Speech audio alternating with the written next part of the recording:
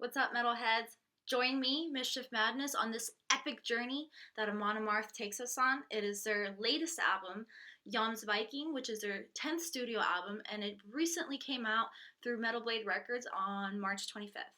So we're going to discuss this latest album because it really does deserve to be credited for the amazing work that it is. Amon Amarth tried something new. They tried writing a concept album, and with Jomsviking, there is a story that you could follow along with the lyrics from beginning to end. And it's something new that they've never tried before, and it worked amazingly.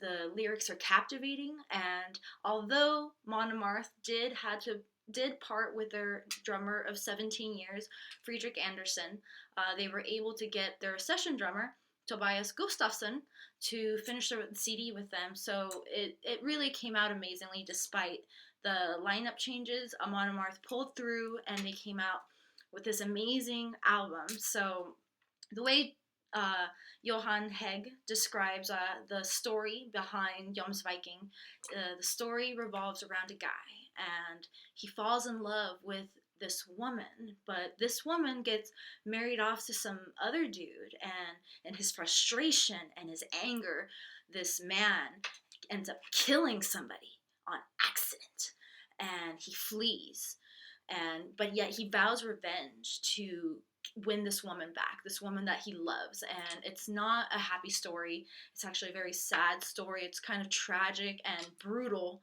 As we know, Amon Amarth is very brutal in their lyrics. So and you can tell just by the title of the CD, Jomsviking.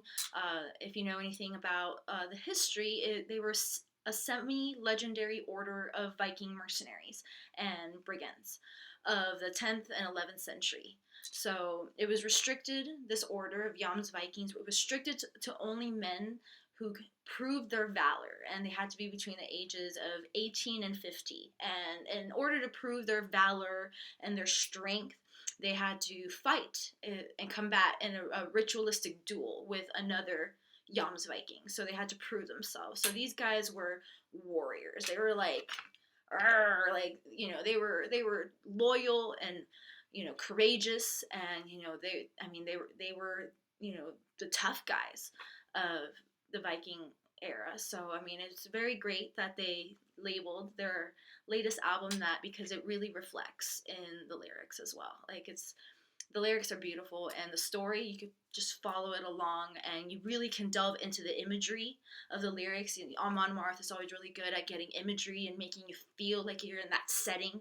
It empowers you. So if you want to check out some of the Amon Amarth videos for this album, you can check out on YouTube. They have First Kill. It's the first song off the album, and they also have At Dawn's First Light. It's actually one of my favorites. So definitely check out this album. It won't disappoint you. The Heggs, the lead singer, his booming roar of a voice, it leads you into this epic battle, and you're ready to fight. And then the guitars are like chugging along and stuff, and they're riffing, and the lyrics are memorable, and the drums are just booming and thundering off in the background, and they just knock you off your feet. It's great. You really need to see this live. Actually, Mon Amarth starts their tour on April 7th. The first stop is in San Diego, California at the House of Blues, and it ends in May 7th in Los Angeles. So they're going to do a whole North American tour in support of Jomsviking, so you have no excuses to miss Amon Amarth. They're going to be playing in a city near you, so definitely check them out. This is Mischief Madness, and you just heard me rant about Amon Amarth and their new album, Jomsviking. Cheers, mate.